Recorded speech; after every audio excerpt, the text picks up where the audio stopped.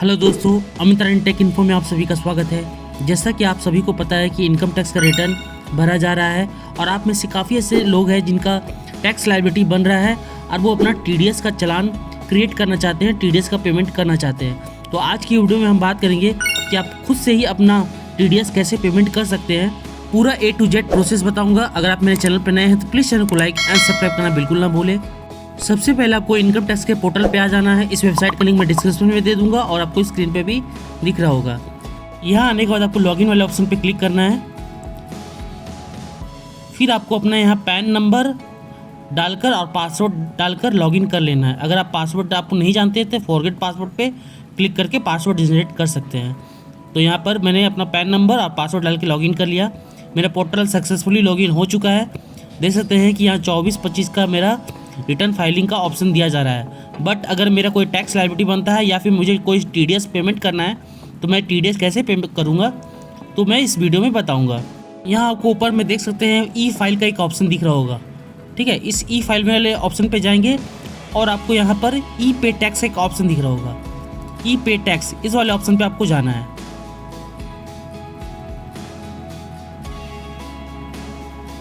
Click करते ही आपके सामने इस तरह का पेज ओपन हो जाएगा। ठीक है, यहाँ सेव ड्राफ्ट, जनरेट चालान और पेमेंट हिस्ट्री। तो आपको जो भी चालान है यहाँ से जनरेट करेंगे तो जनरेट चालान में ऑप्शन में दिखेगा आपको। अगर आप उस चालान का पेमेंट कर चुके हैं तो पेमेंट हिस्ट्री में दिखेगा। तो मुझे सबसे पहले नया चालान बनाना है तो न्यू पेमेंट वाले ऑप्शन पे आपको क्लिक करना है। क्लिक करते ही आपके सामने इस तरह का स्क्रीन आ जाएगा। यहाँ इनकम टैक्स, ठीक है, एडवांस टैक्स, असेसमेंट टैक्स, ठीक है, तो इस वाले ऑप्शन पे आपको क्लिक करना है। यहाँ बहुत सारे आपको ऑप्शन देखने को मिल रहे हैं तो आपको इन सभी में नहीं जाना है। अगर आपके पास कोई आउटस्टैंडिंग डिमांड का टीडीएस पेमेंट करना है तो आप इस ऑप्शन में भी जा सकते हैं। देख सकते हैं सेकंड नंबर ऑप्शन दिख रहा है डिमांड पेमेंट, ठीक है। बट मुझे टीडीएस, नॉर्मल टीडीएस का पेमेंट करना है या एडवांस टैक्स या फिर असेसमेंट टैक्स का, ठीक है। तो इसमें प्रोसीड पे आपको क्लिक करेंगे। क्लिक करते ही आपको असेसमेंट ईयर सेलेक्ट करना है। तो जिस भी असेसमेंट ईयर का सेलेक्ट करना है वो आपको सेलेक्ट कर लेंगे यहाँ से। अगर आप 23-24 का टीडीएस पेमेंट करना चाहते हैं तो आपको असेसमेंट ईयर 24-25 सेलेक्ट करना पड़ेगा, ठीक है। एक साल आगे का किया जाता है। उसके बाद आपको यहाँ देख सकते हैं type of payment, major head क्या होगा तो सेल्फ असेसमेंट टैक्स, ये वाला आपको हेड सेलेक्ट करना है। टीडीएस पेमेंट के लिए ऑलवेज आपको यही सेल्फ असेसमेंट टैक्स ही सेलेक्ट करना है हेड में, ठीक है। आपको फिर यहाँ से कंटिन्यू वाले ऑप्शन पे क्लिक करना है। ये अदर देन कंपनीज होती है, ठीक है। उसके बाद आपको यहाँ टैक्स का अमाउंट फिल करने बोल रहा है, यानी आप कितना टीडीएस का चालान क्रिएट करना चाहते हैं तो वो यहाँ डाल लेना है आपको। जैसे मैं यहाँ फॉर एग्जांपल 1000 रुपये मैं पेमेंट करना चाहता हूँ। अगर आपको कुछ इंटरेस्ट का पेमेंट करना है, पेनल्टी का पेमेंट करना चाहते हैं तो आप इस बॉक्स में फिल कर सकते हैं, अदरवाइज इसे ब्लैंक छोड़ दीजिएगा। उसके बाद आपको नीचे आना है और कंटिन्यू वाले ऑप्शन पे आपको क्लिक करना है। क्लिक करते ही आपके सामने मोड ऑफ पेमेंट आ जाएगा कि आपको किस से पेमेंट करना है। नेट बैंकिंग से पेमेंट करना है, डेबिट कार्ड के थ्रू भी पेमेंट कर सकते हैं और पेड बैंक काउंटर, यानी आप चालान क्रिएट करके चेक के थ्रू भी पेमेंट कर सकते हैं, ठीक है। पेड बैंक काउंटर, अगर 10,000 से कम है तो आप कैश में पेमेंट कर सकते हैं। अगर 10,000 से ऊपर अगर आप चालान क्रिएट करें तो आपको चेक से ही पेमेंट करना पड़ेगा। और सबसे ईजी पड़ता है नेट बैंकिंग या फिर डेबिट कार्ड के थ्रू आप पेमेंट कर सकते हैं। तो मैं नेट बैंकिंग के थ्रू आपको पेमेंट करके दिखाऊंगा। ये बहुत ही इजी स्टेप है। तो मैं जिस भी बैंक का है आपको उस बैंक का नाम सेलेक्ट कर लेना है यहाँ से। तो मैंने बैंक का नाम सेलेक्ट कर लिया और यहाँ से कंटिन्यू पे क्लिक कर दिया।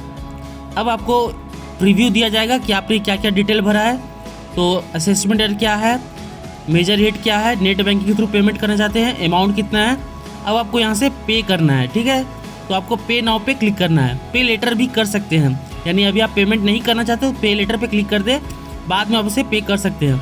बट मैं आपको पे नाउ पे क्लिक करके दिखाऊंगा कि आपको तुरंत पेमेंट कैसे करना है। तो मैं पे नाउ पे क्लिक कर देता हूँ। उसके बाद आपको टर्म्स एंड कंडीशन आएगा। यहाँ आई एग्री वाले बॉक्स पर क्लिक करेंगे, सबमिट टू बैंक वाले ऑप्शन पे क्लिक कर देंगे।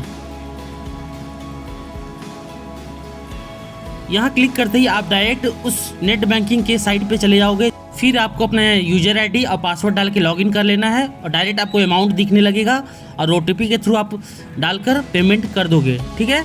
यहाँ से पेमेंट हो जाने के बाद आपको फिर से इनकम टैक्स वाले पोर्टल पे आप डायरेक्ट वापस आ जाओगे।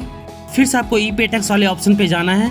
अब आपको यहाँ जनरेट चालान वाले ऑप्शन पे जाना है। देख सकते हैं कि मैंने आज की डेट में जो 1000 का चालान था वो जनरेट किया था, ठीक है। ये अभी भी अनपेड है, मैंने यहाँ पेमेंट अभी नहीं किया, इसलिए मेरा पेमेंट हिस्ट्री में नहीं दिख रहा है। अगर आप जैसे ही पेमेंट नेट बैंकिंग के थ्रू पेमेंट कर दोगे तो आपका पेमेंट हिस्ट्री में दिखेगा, ठीक है। अब आपको एक्शन में जाके यहाँ से व्यू डिटेल में जाके देख सकते हो, ठीक है। अब उसके बाद आप जैसे ही पेमेंट कर दोगे तो आपको पेमेंट हिस्ट्री में यहाँ शो होने लगेगा। इस तरह आप अपना TDS का पेमेंट बहुत ही आसान तरीके से कर सकते हैं। अगर आपको TDS चालान क्रिएट करने में कोई भी प्रॉब्लम आए तो प्लीज़ मुझे कमेंट करें, मैं हर किसी को रिप्लाई करता हूँ। वीडियो अच्छी लगी हो तो प्लीज़ चैनल को लाइक एंड सब्सक्राइब करना बिल्कुल ना भूलें। मैं इस तरह की वीडियो हमेशा लाते रहता हूँ। थैंक यू दोस्तों, धन्यवाद। जय हिंद, जय भारत।